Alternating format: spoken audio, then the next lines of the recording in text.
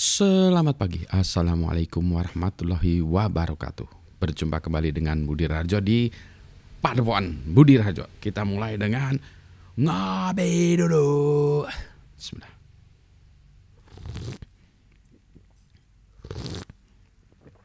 Sedap. Ini kopinya campuran antara Java Halu, Gunung Halu, itu Jawa Barat, Krucil, Jawa Timur, dan susunya baru nyobain Dago Diary. Dago itu di Bandung tuh daerah utara, Pak. Aduh, ini kok ingusan ya, tadi hujan di Bandung, pagi-pagi hujan. Jadi kedinginan pakai jaket. Kaosnya juga kaos ngopi dulu.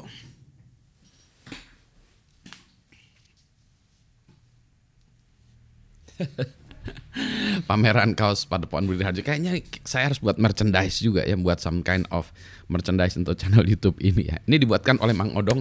Saya lupa yang ini ya, buatin kaosnya. Anyway, pagi ini mau cerita tentang apa yang sedang saya baca ya.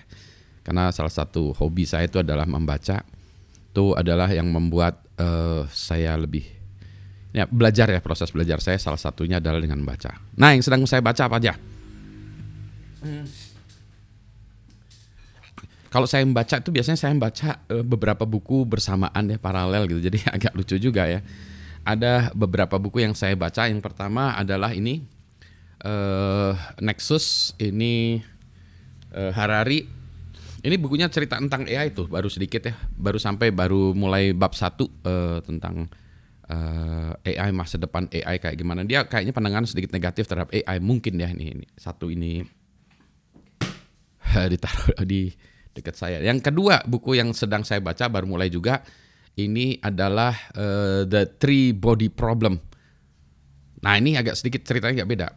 Saya nonton Netflix-nya dulu, baru setelah itu wah, kayaknya menarik ya, The Three Body Problem. Pengarangnya adalah, ini bacanya gimana ya? Cixin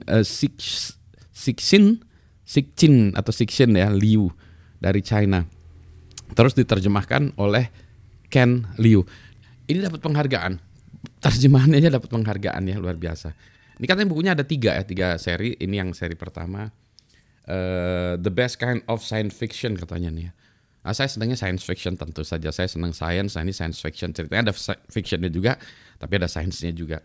The Three Body Problem sih masalah beneran ya, fisika beneran, tapi ini ceritanya ada science fictionnya. Wah, ini asik nih. Buku biasanya lebih asik daripada filmnya ya. Cuma dia lebih lama ya. Enaknya lagi kita bisa menghayal. Problemnya adalah dengan setelah saya melihat filmnya itu kebayang orangnya kayak gitu ya. Tapi ya inilah ya, nanti mungkin saya lama-kelamaan saya punya daya hayal sendiri.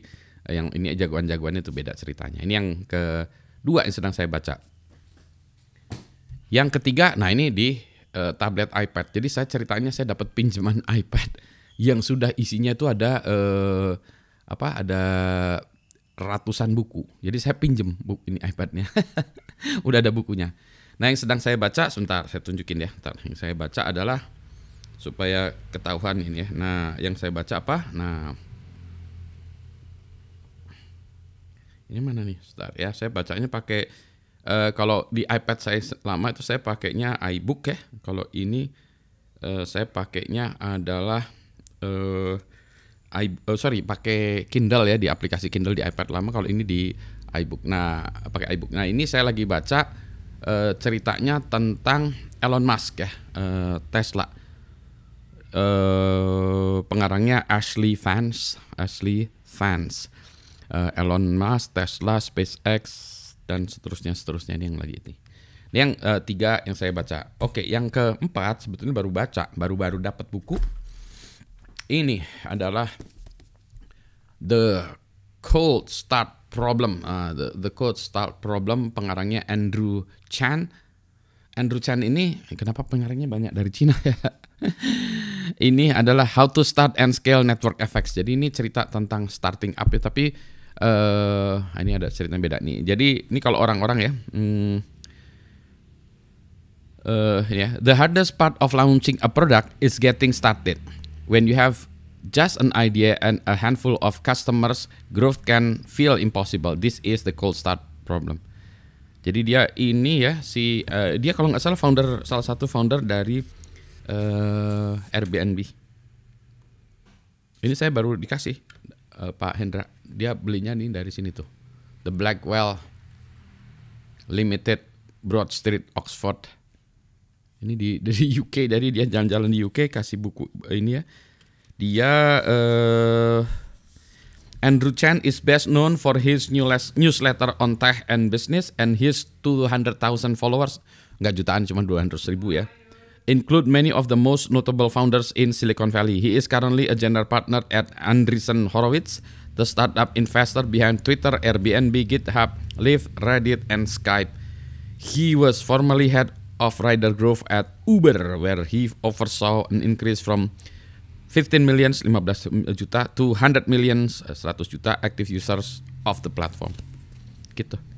Jadi ini keren ya. Ini salah satu problem scaling up ya. Jadi nanti katanya nih, Pak Hendra cerita tuh ceritanya bagaimana perusahaan startup itu tidak window dressing. Maksudnya membuat menjadi seolah-olah hebat ya gitu, tapi pada kenyataannya kacau. Nah ini banyak startup yang kayak gitu ya. Mudah-mudahan ini bagus juga. Anyway, itu adalah buku-buku yang sedang saya baca saat ini.